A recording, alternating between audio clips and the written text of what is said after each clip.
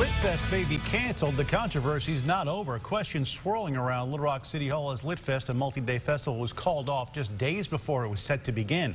Some wonder now when they're going to be getting their money back, the money that they spent on concerts already purchased. Those at City Hall tell us they're figuring that out right now. KARK4's Mitch McCoy uncovering the city's plan, plus a connection, Mitch, between the festival's organizer and the mayor. Yeah, that's absolutely right. Laura, Bob, good evening. Laura, you asked this question last night at 6. We're getting more answers tonight. The city manager terminated the city's contract with the festival's organizer, Think Rubik's, on Monday for alleged contract violations. We're finding the festival's former organizer has multiple connections to City Hall, including a sitting city director.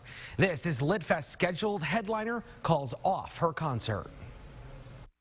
Ticketmaster's website reveals LITFest, a festival promoting music, art, culture, and tech, is coming to an end. Headliner and Grammy Award winner Ashanti has canceled her Saturday concert.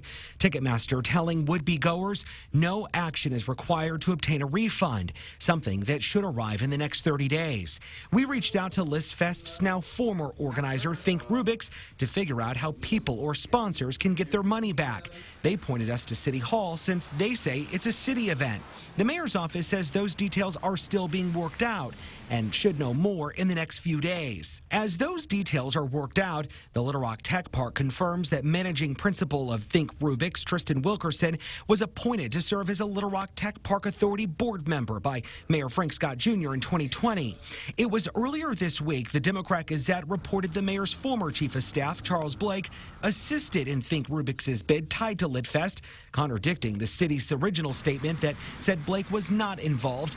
The city admits it failed to fully vet its statement prior to releasing it.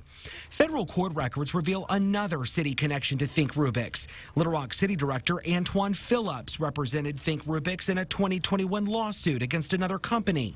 Phillips, while in his elected position, did not take part in any board vote related to Think Rubik's.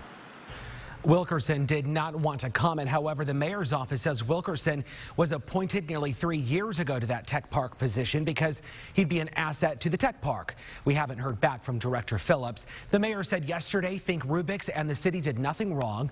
Vice Mayor Lance Hines is calling for an investigation into LITFest. Pulaski County's prosecutor telling me today that he's carefully and fairly considering several options. The FBI Little Rock says it cannot confirm or deny the existence of an investigation.